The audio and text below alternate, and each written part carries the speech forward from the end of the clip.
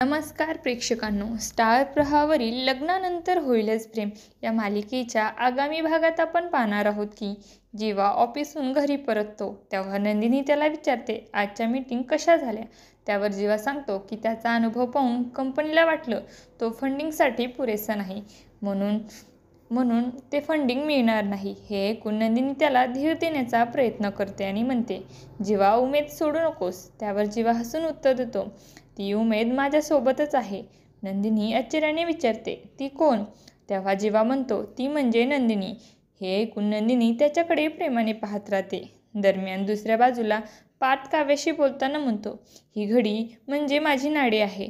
ज्या दिवशी ही घडी बंद होईल त्या दिवशी माझी ही नाडी थांबेल. हे ऐकताच काव्या त्याच्या वरून हात ठेवते आणि म्हणते, असं काही बोलू नकोस. त्या क्षणी दोघं एकमेकांकडे प्रेमाने पाहतात आणि हे दृश्य प्रेक्षकांसाठी भावनिक व मनाला भिडणारं ठरणार आहे. अशाच रोमॅन्चक आणि प्रेमळ क्षणासाठी लग्नानंतर होईलच प्रेम ही मालिका नक्की पाहत राहा. तुम्हाला जर आपला व्हिडिओ आवडला असेल तर चॅनलला लाईक, शेअर आणि सबस्क्राईब करायला विसरू नका. धन्यवाद.